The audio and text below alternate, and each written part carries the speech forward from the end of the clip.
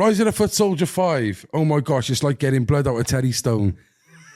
What is sad is if I hadn't have bought that book and I hadn't have done all that hard work getting that film off, he wouldn't have done a fucking tour. Nobody would really know who he is, right? He would have just been, oh yeah, he was a doorman and he was in the ICF and he knew these guys, but he would never have become as famous as he is now.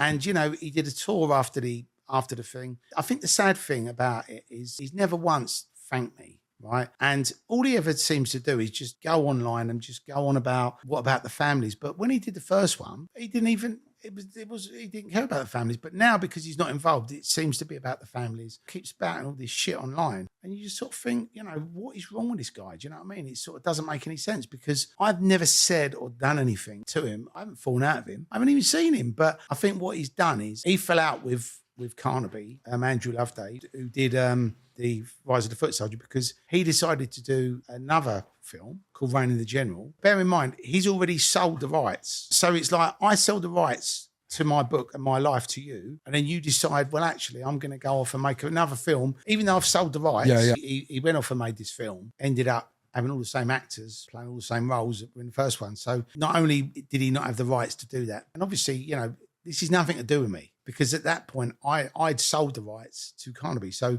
I wanted to make the film. So I went, there's the rights. So they've then acquired the rights and they've then funded the film, which has benefited me. It's benefited Carlton. Carlton's released a book. Carlton's done a tour. He's got all this amazing stuff off the back of what I've done, right? And this is the thanks that I get. You know, the problem is a lot of the fans don't know any of this. And there's a lot of people that think Carlton, you know, they follow what he says and goes, oh yeah, you know, what about families and all that?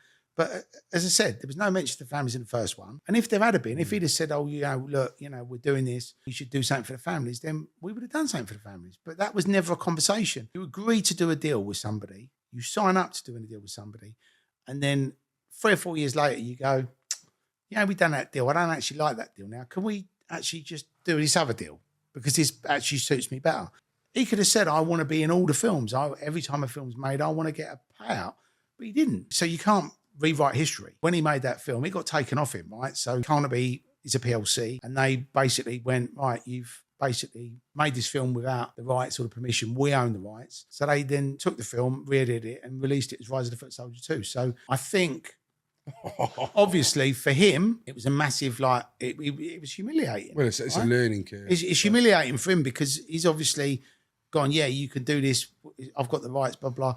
And they've took what he said at face value. And then because he's then had it taken off of him, obviously there was bad blood between Carnaby and between Carlton. So unfortunately, because I was the guy who went to Carnaby to get the film made, for some reason he feels like he has to keep going on about me with the silly wig, you know, playing his best mate and all this. The thing is, I don't look at any of this stuff anymore because I just look at it and I just think, what is wrong with you, mate? It's all uncalled for. If I've got something to say to somebody, I will say it to their face. I wouldn't start posting silly videos up on social media and carry on every time a film comes out. Oh, it's another load of bollocks. It's this, it's that. If I was him, I would have actually supported it because I'd be thinking, actually, every time they make one of these films, it means that they're going to watch Rise of the Footsoldier. So people discover Rise of the Footsoldier, the new Rise of the Footsoldier, people that haven't seen any of them, and they go, oh, Carlton Leach, who's that? Oh, he's the guy. Oh, he's got a documentary. I'll buy that. Oh, he's got a book. I'll buy that. Oh, there's a signed picture. I'll buy that. You know, the opportunities that he could have had out of it, he shouldn't be hating on. He should be embracing it and going, listen, I'm not involved. But, you know, look, there's, for all the people that love Rise of the Footsoldier, there's a lot of people that hate it. And they say, just mindless violence. This isn't how the guys are. But the problem is, so many people watch it. If nobody watched it, they wouldn't make any more. But, you know, every time they make another one, they ring me and say, oh, we want you back as Tony Tucker. And I'm a jobbing actor, right? So I'm not going to turn around and say, no, I've played that part 2 times, you know. If I'm busy, it might be a different thing. But if I'm not busy and someone rings me up and says, do you want to come to my bar for a month and be in this film and we're going to pay you X, I'm not going to go, I'm not actually doing anything, but because I've already played that part, I don't want to do it. So, of course, I'm going to play that part. Yeah. And the thing is, unfortunately for me as an actor, everybody says that's the best role that I play. So, for me, it's sort of like, if you're Ian Bill in EastEnders, right, and everybody loves Ian Bill in EastEnders, he could have come out of EastEnders after a year, but he stayed in it for however long because people like him. It's like Alfie Moon, right? It's like, you know, do people say, why does Vin Diesel always do the Fast and the Furious? Well, because people like him and because it's a good, and, you know, whatever you say about them Footsoldier films, they are entertaining, they are fun, and they tick the boxes. And if you like crime films, you know, it's entertainment We're not making a true story. We're not deliberately trying to upset people. It's just fun. Do you know what I mean?